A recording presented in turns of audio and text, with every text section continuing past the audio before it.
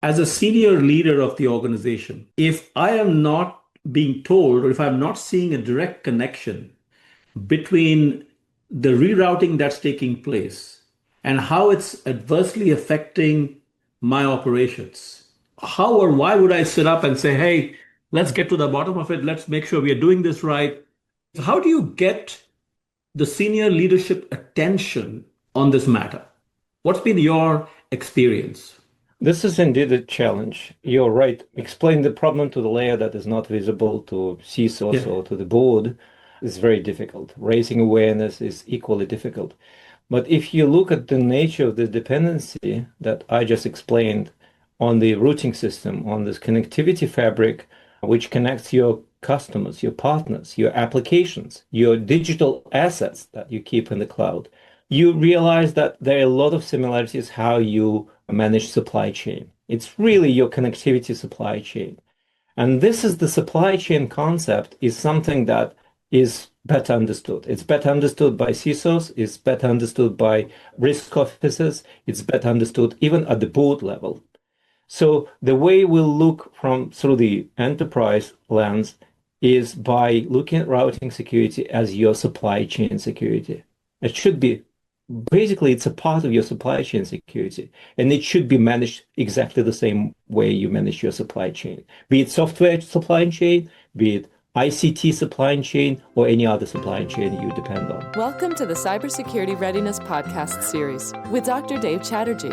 Dr. Chatterjee is the author of the book Cybersecurity Readiness, a holistic and high-performance approach, a Sage publication. He has been studying cybersecurity for over a decade, authored and edited scholarly papers, delivered talks, conducted webinars and workshops, consulted with companies, and served on a cybersecurity SWAT team with Chief Information Security Officers. His work on proactive cybersecurity has been featured on USA Today. Dr. Chatterjee has been a tenured professor at the Terry College of Business at the University of Georgia. As a Duke University visiting scholar, Dr. Chatterjee teaches in the cybersecurity programs at the Pratt School of Engineering. Hello, everyone. Welcome to the Cybersecurity Readiness Podcast Series. I'm your host, Dave Chatterjee. Today, I want to start with an incident that made headlines in the cybersecurity community, but that most boardrooms never discussed, even though it affected their operations directly.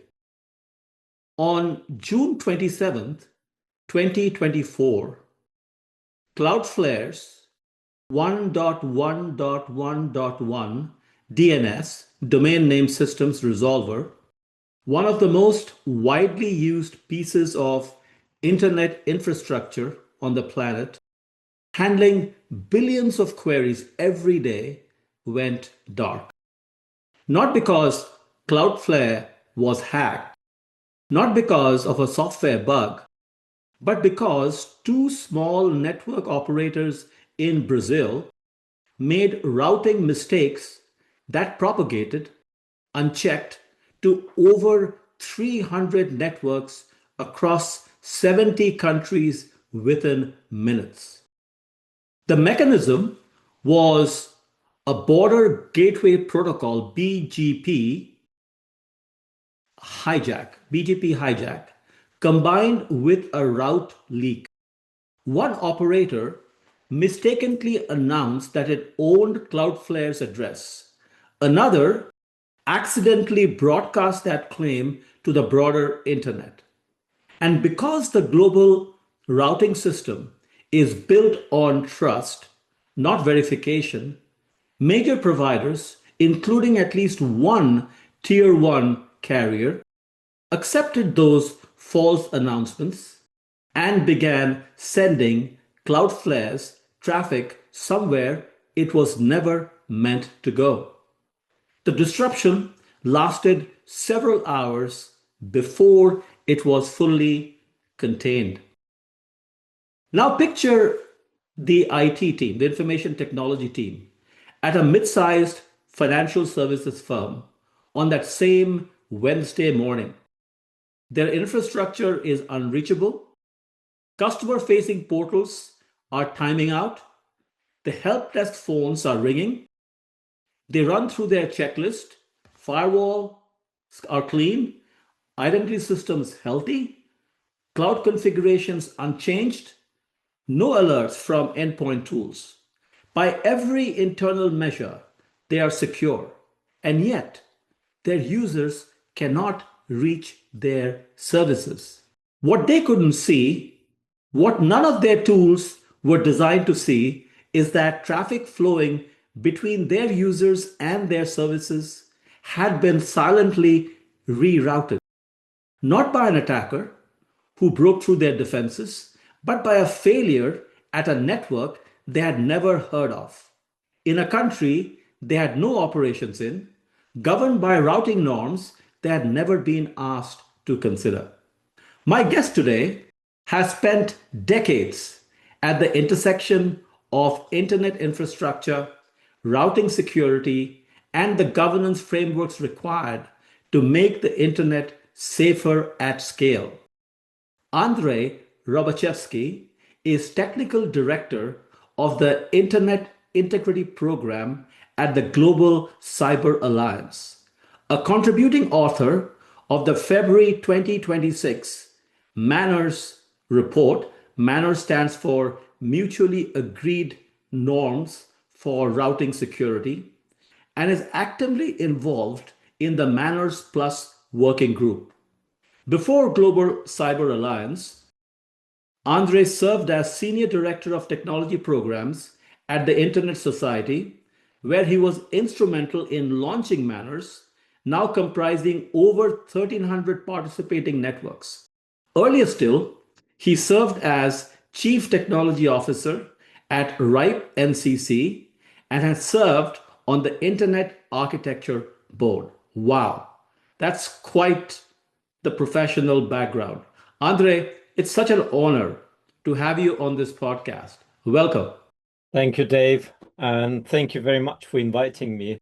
I think this list of titles rather shows my age.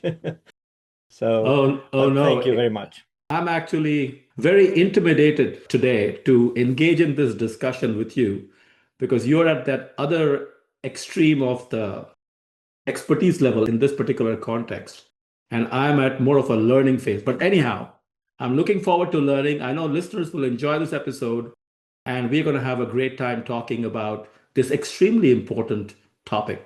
Before we get into the details, why don't you share with listeners some of your professional highlights? Professional highlights, yes. So one of professional highlights, which is very relevant to our discussion, is indeed this industry initiative, Mutually Agreed Norms for Routing Security, or MANRS. And there is an interplay. So we pronounce this as MANRS, as good manners. That's what we strive to achieve. Right. And this was launched while I was with the Internet Society, by the Internet Society. And I was one of the founding members of this initiative. We started with 9 network operators in 2014, and then the initiative grew up to 1,300, as you mentioned. And those are independent network operators that strive to achieve better routing security by implementing routing controls. MANRS defines a baseline, a minimum baseline, by the way, because in the internet, broad adoption is much more important than the height of the requirements. So it's a minimum baseline, but it strives to be implemented by as many networks as possible. And it's not just a baseline. It's not just, commitment that they silently pronounce. They also demonstrate this commitment, because MANRS, you can look at MANRS as a soft certification scheme with continuous audit. We have a tool called MANRS Observatory, which continuously monitors the networks vis-a-vis those requirements, and you can see whether they stand by their commitment, whether they fulfill their promises. So we like to think that MANRS was impactful. Also, if you look at general health of routing security and routing hygiene in the internet, you see certain improvements, and would like to think that MANRS was one of the contributors to this positive trend. Thank you for that. Thank you for sharing. So, what makes this episode very interesting is I've covered a lot of topics. This will probably be released as episode 105 or 106. And over these episodes, we have never covered this particular topic. In fact, my research finds that most CISOs, Chief Information Security Officers, and board members, they have a mental model of cybersecurity risk that runs from their perimeter outwards. They think about their firewalls, they think about their identity controls, their cloud configuration. However, when it comes to the routing layer, the infrastructure that connects their users and customers to all of those assets, they simply assume that it works. And that's where I find the Cloudflare incident very interesting and poignant.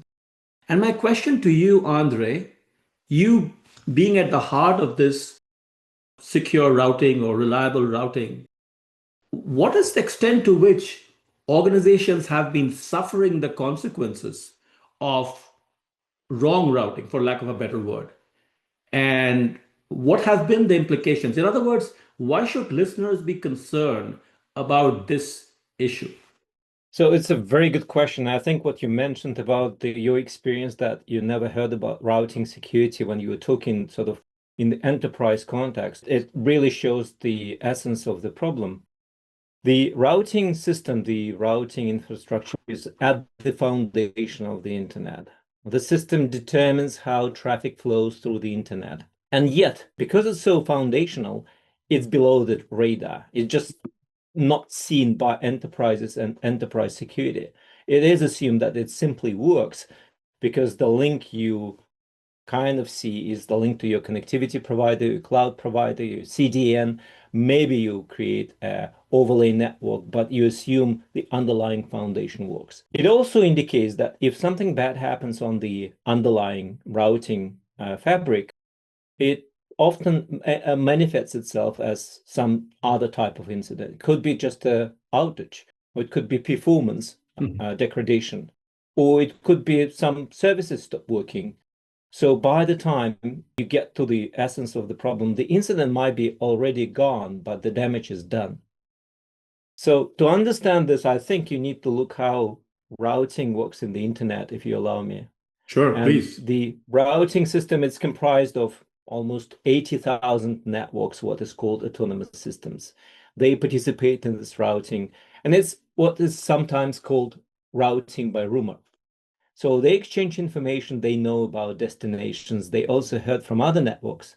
For instance, if I'm enterprise, my connectivity provider will tell all other neighbors that they can reach my applications through them. And that information continues.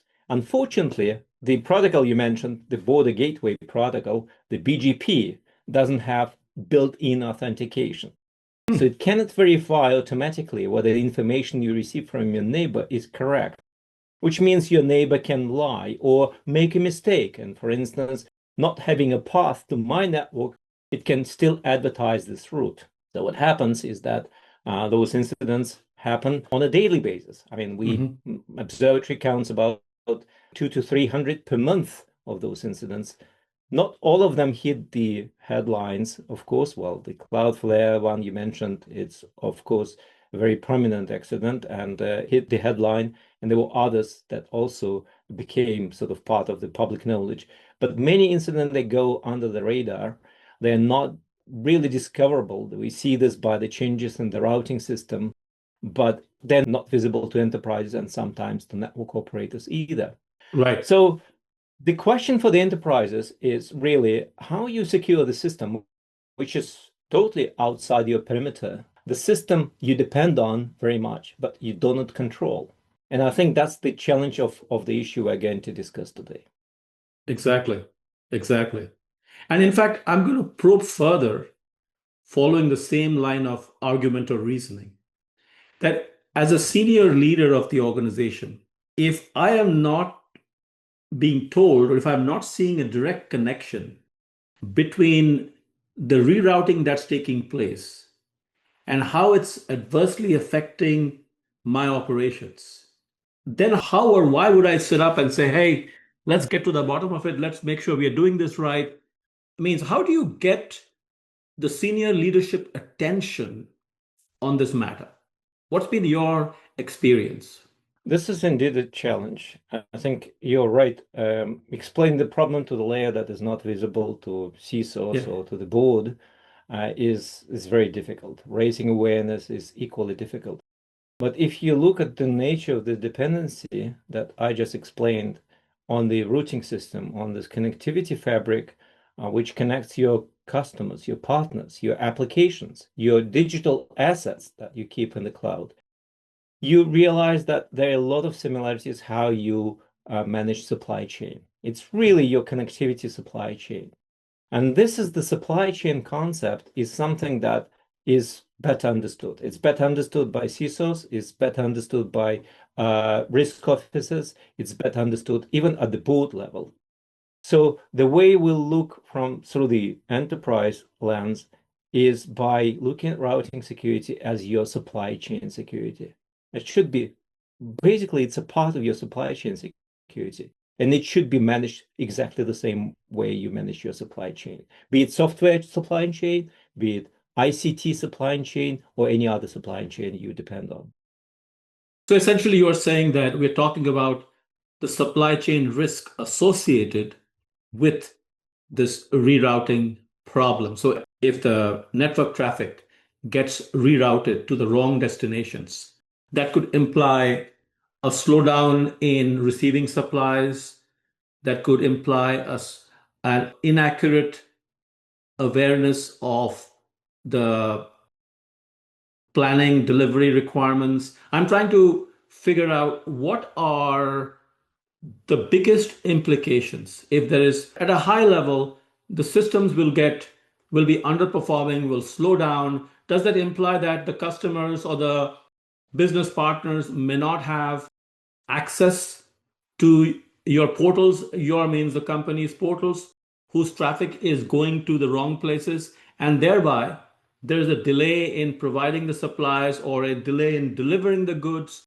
to the customer doorsteps. Which aspects of supply chain management gets most impacted when this rerouting happens? Does that make sense?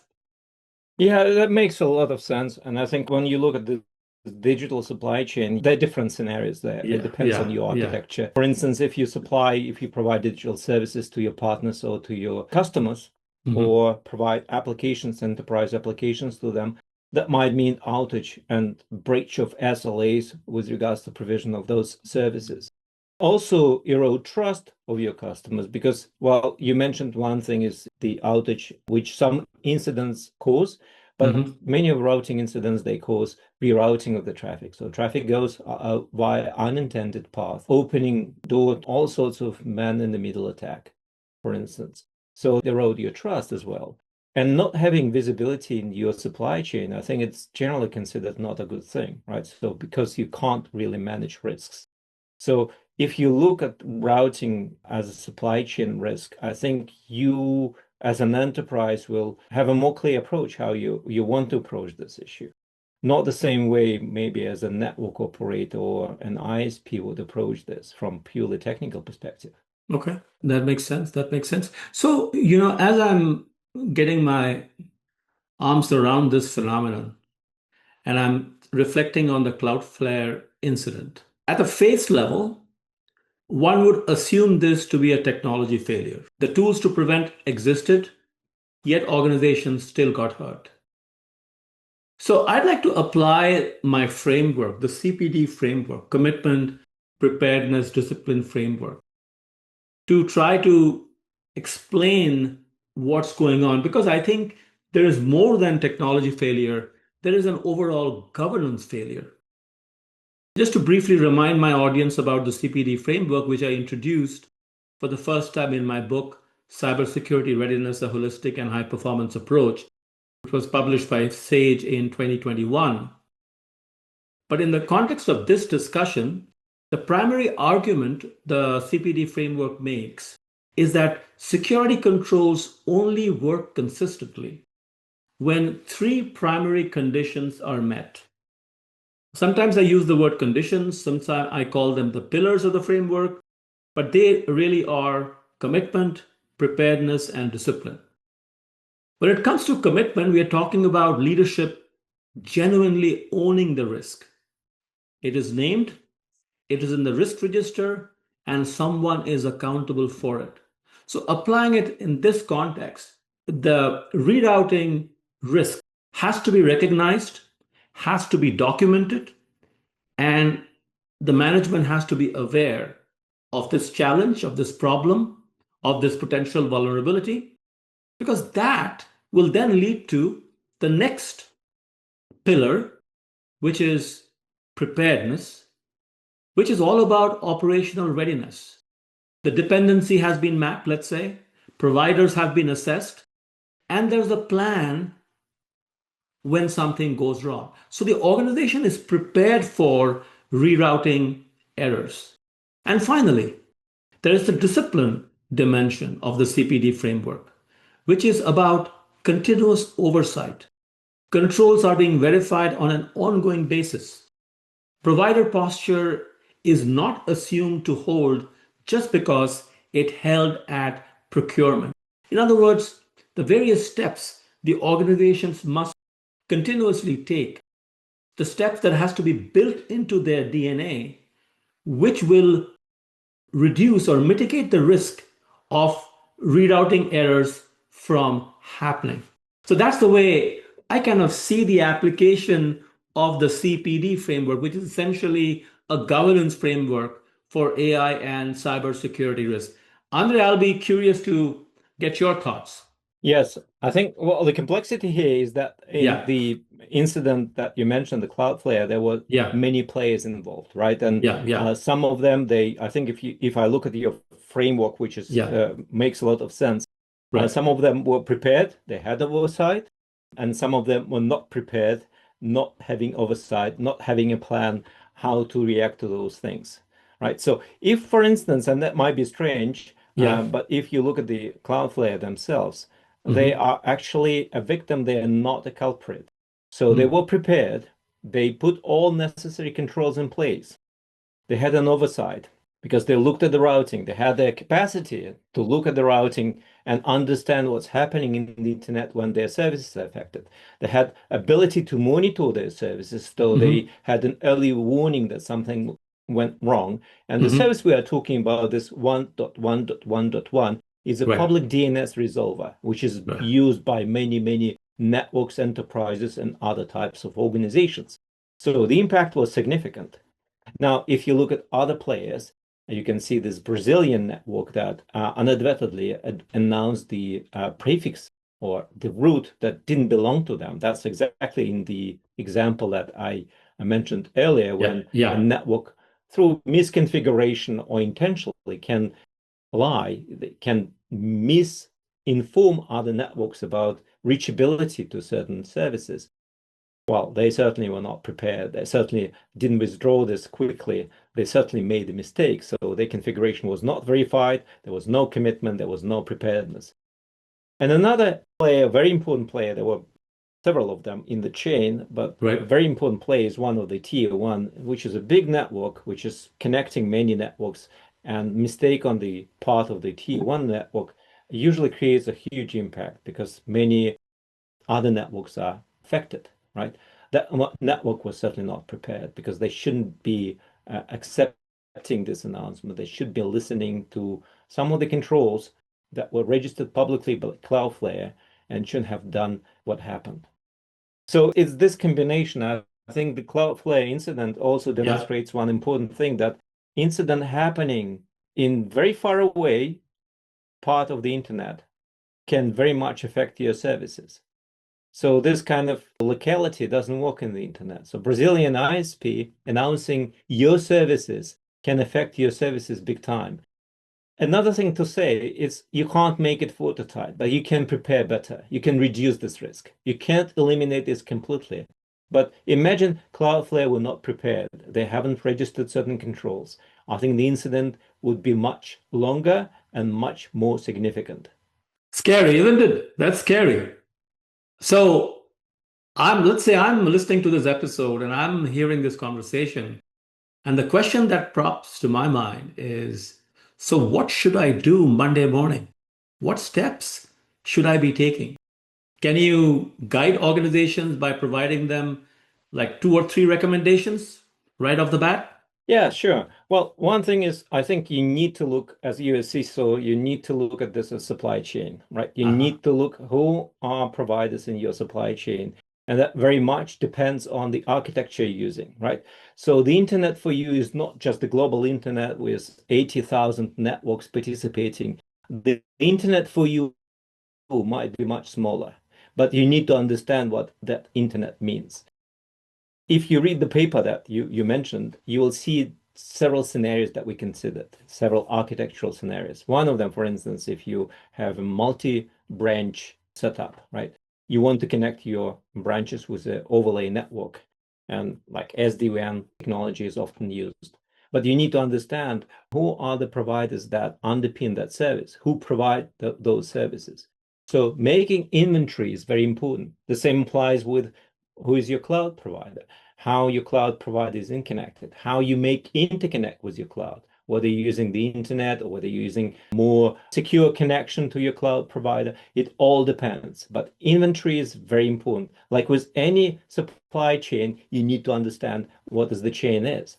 Absolutely. The second thing, you need to understand what controls you have to implement.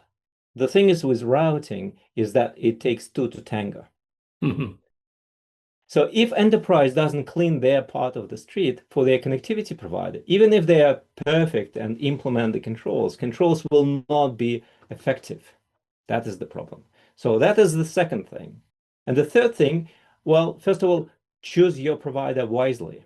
And what wisely means is that your provider should meet certain requirements as far as routing security is concerned.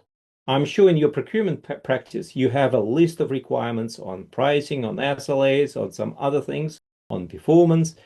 Include the set of requirements in your procurement framework, right?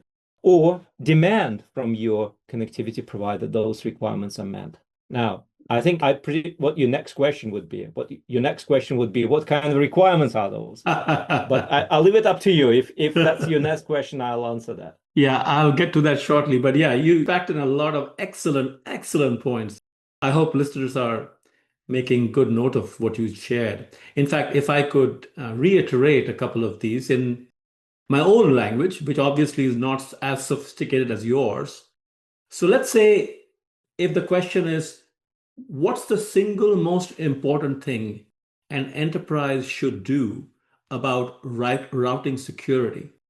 Then the answer, again, based on what I have learned from your work, from your report, is map your routing supply chain, identify every provider in the path between your users and your services, and ask each one for evidence of their routing security posture. In reality, you cannot govern what you haven't mapped. Makes a lot of sense. The next, the governance capability most enterprises urgently need and unfortunately don't have. That's where I think you talked about the routing security criterion in their vendor risk assessment.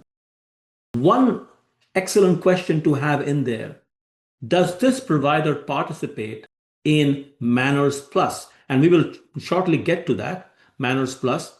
But I think that's important to try to make sure that all your supply chain partners, all the vendors are on the same page when it comes to having the right security posture.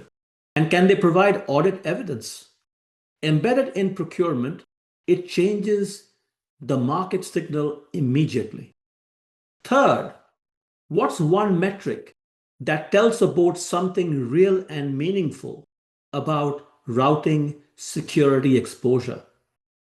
And that metric is percentage of critical service providers that are MANRS Plus certified. One number, but it tells the board exactly how much of their routing supply chain has been independently verified and how much hasn't. So these are some excellent tips. But since I mentioned MANRS Plus multiple times, Andre, can you enlighten us a little bit about MANRS Plus and What are they doing? Of course. Well, let me start with MANRS again, because, Okay. and then add the plus to Yep. this. Yep. Sure. So MANRS, as I mentioned, it defines a baseline, and this baseline is very important for the foundation. So in general, the more networks meet MANRS, the more secure and resilient overall internet infrastructure is. But this baseline is not enough for enterprises. For enterprise-grade routing security, you need a higher mark.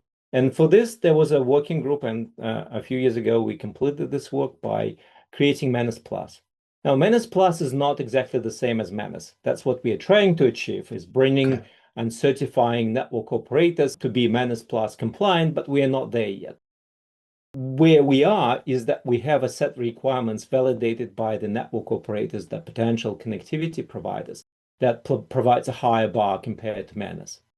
What we are looking for is that enterprises side, that they play their part of the game and they join MANRS Plus by demanding the certification. So we break this chicken and egg problem, right? Now, if you look how MANRS Plus is different from MANRS, I think it has much more stringent requirements, but also auditing requirements. So providing higher level of assurance that those requirements are indeed implemented. It has some extension compared to MANRS, for instance. It looks at DDoS attack mitigation capabilities. It also looks at some security services, such as rollout of secure configurations and stuff like this, because not every enterprise is sort of equally or adequately resourced as far as network operations or routing security is concerned. This framework is published, but there is no MANRS Plus certified connectivity provider yet. For this, again, we need to bring this together with the enterprise community to ignite this positive feedback. Excellent. And thank you for doing all this fantastic work that you and your colleagues are doing. Unfortunately, the time is running out. Like all good things, never enough time to discuss them. But as we close out this episode, I'd like to say this.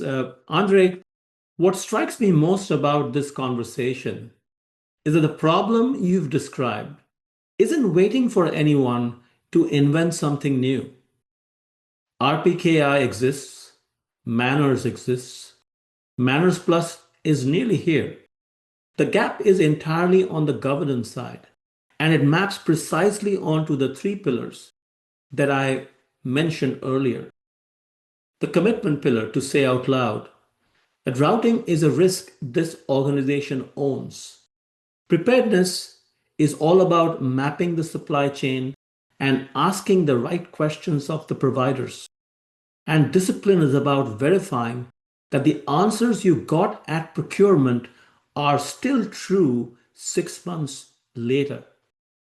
We started this episode with a story about a financial services firm that did everything right and still got hurt because nobody had ever told them that the routing layer was theirs to govern.